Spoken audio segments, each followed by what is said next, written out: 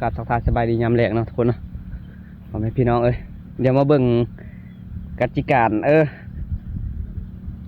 อีกอย่างอะไรเขาเอิ้นเนาะการตกเบ็ดของอันนี้นะเดี๋ยวมาเบิ่งกันเนาะทุกคนเนาะคนตกเบ็ดอยู่น้องเนื้อนี่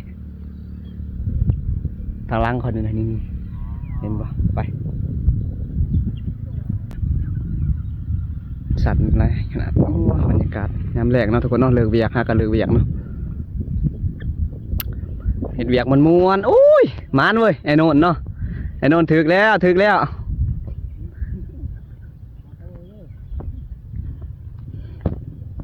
มานบ่สองคนนั่นทางนั้น2 คนเนาะตกนะ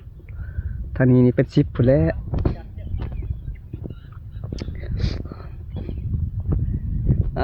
เดี๋ยวมาลุ้นปลาเขา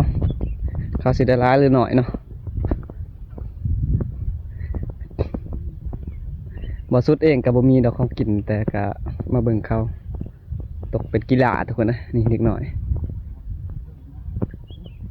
อยู่ไซจักโต5 โตไอ้โน่นเนาะทุกคนนี่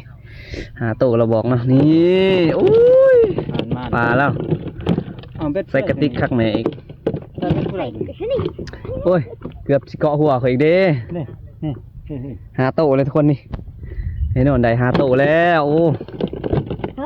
ปากกาเนาะทุกคนแต่จะได้ทางนี้มานบ่อยู่ใช้เบิ่งตัวปลาพุ่นแล้วอุ้ยพี่น้องตัวปลา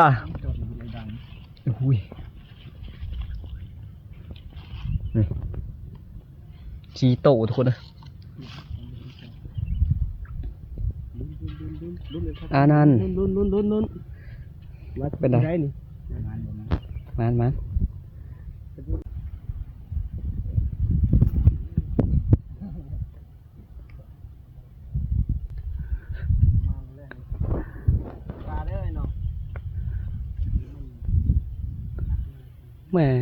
คนเลยน้ำโคตรลึกเลยเนาะทุกคนเนาะคำเลยพ่อแม่พี่น้องเอ้ยตะเวนกระตกดินเลยเนาะ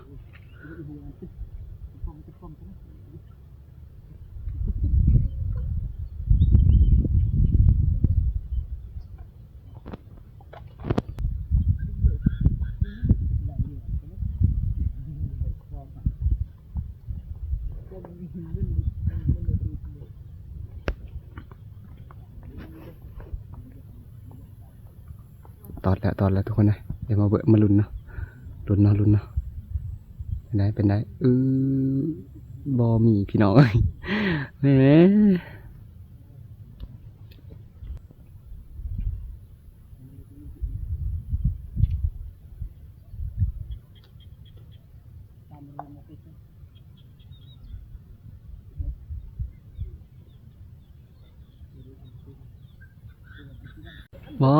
ไอ้โดนมันแล้วพ่อแม่พี่น้องเอ้ยทางพุ่นเนาะ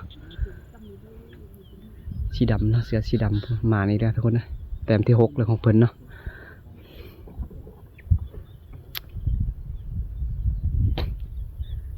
มาเบิ่งขวามือนี่บ่ทันถึกเนาะมาบ่เคยกินเลยเนาะ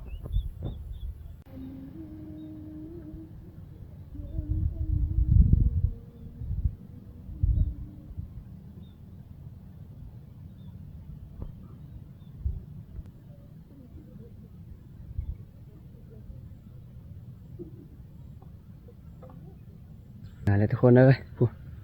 ก็ตกทางหลังคุณตึกทางหลังคุณแล้วก็เมื่อเลยเอาบริตึกเบ็ดน้ำเขาเนาะเมื่อม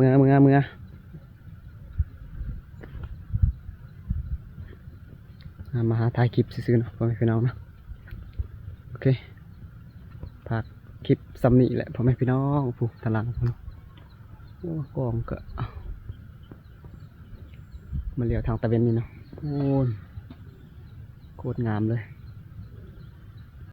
ปากท่อข้าวโพดน้ำพ่อแม่พี่น้องเอ้ยโคตรใหญ่เลยอันนี้เป็นบอลปิดบอลเปิดมันเนาะบกาลงทางนั้นยานเลิกทุกคน